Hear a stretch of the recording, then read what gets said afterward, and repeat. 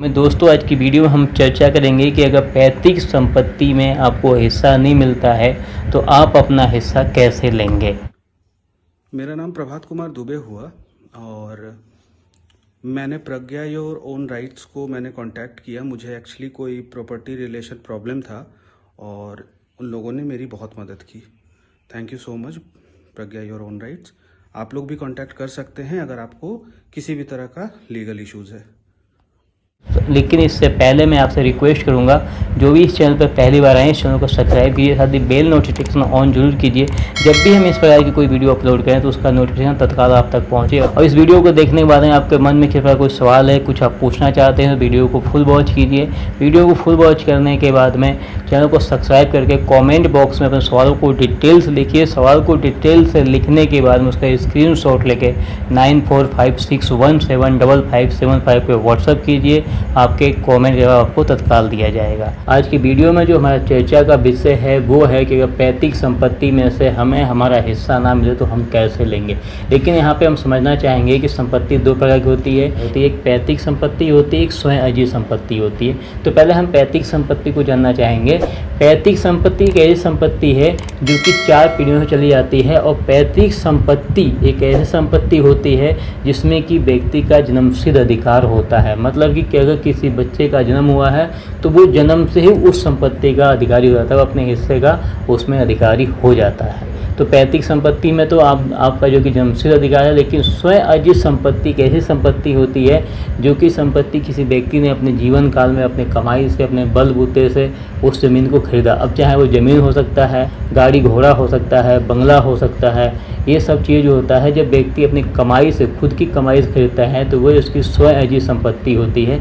और स्वयं अर्जित संपत्ति पे उस व्यक्ति का अधिकार होता है जिस व्यक्ति ने उसको खरीदा है, ना कि किसी और का अधिकार होता है। अब वो चाहे किसी को वसीयत कर दे अपने जीवन काल में, किसी को दान कर दें, चाहे वो एक बेटे को करें, चाहे वो 2 बेटे को करें, मतलब उनके मन के ऊपर है कि वो किसको देंगे। तो आपका उसमें कोई भी जोर जबरदस्ती दबाव नहीं है। लेकिन उसमें हिस्सा आप तभी जो है कि जोर जबरदस्ती से ले सकते हैं जब उसके मालिक की मृत्यु बगैर किसी के नाम पे वसीयत किए हुए, बगैर किसी को दान किए हुए हो जाती है तो वो स्वयं अर्जित संपत्ति भी जो है कि सभी भाइयों और बहनों में बराबर बराबर बढ़ता है। अब उसमें क्या है कि अगर कोई आपका भाई अगर आपका जो है कि आपके हिस्से की ज़मीन नहीं दे रहा है, आपकी माताजी आपके हिस्से की ज़मीन नहीं दे रही हैं, आपकी बहन आपके हिस्से की ज़मीन नहीं दे रही हैं, तो अब आप यहाँ क्या करेंगे, सबसे पहले आप अपने गांव के प्रधान को, आप अपने गांव के मेंबरों को इकट्ठा कीजिए। क्योंकि कोर्ट कचहरी से बेहतर आपको, आपके परिवार को कोई जानता है, उस संपत्ति के विषय में कोई जानता है तो आपके गांव के प्रधान जानते हैं, आपके गांव के मेंबर लोग जानते हैं।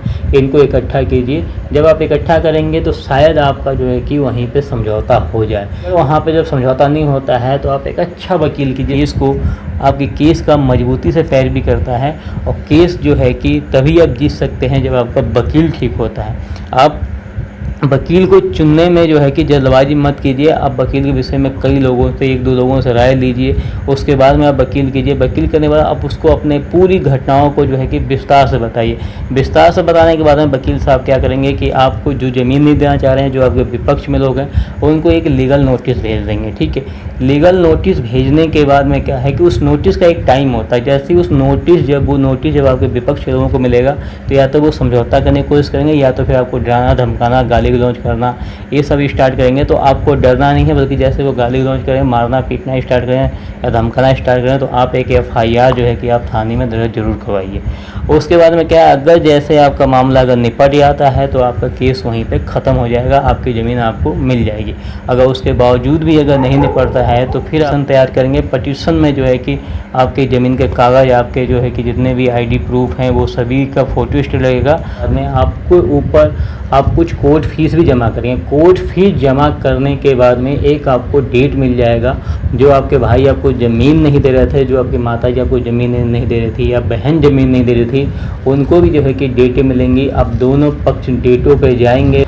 जज साहब इस पूरे घटना का जो है कि इस पूरे घटनाओं को अपने संज्ञान में लेते हुए इसका डिसीजन देंगे। लेकिन सिविल कोर्ट का जो केस होता है वो लंबे समय तक के लिए चलता है, और लंबे समय तक के लिए ऐसा नहीं है कि 1-2 दिन, ये केस 2 साल, 3 साल, 10 साल, 20 साल, 30 साल, 40 साल भी इसके चलने के चांसेस होते हैं। जब भी आपके संग में ऐसी कोई घटना होती है और कोर्ट तक अगर जो बात पहुंचती है, तो सबसे पहले आपको एक अच्छा वकील करना है। वकील के चुनाव में आपको किसी बार कोई भी गलती नहीं करनी है। केस को जीतना है तो वेस्ट वकील ही करना पड़ेगा आपको, तभी आप केस को जो है कि जीत सकते हैं। ठीक है, तो आज की वीडियो में इतना ही। मिलते हैं आपसे नेक्स्ट वीडियो में किसी बेहतरीन टॉपिक के साथ में। तब तक के लिए जय हिंद।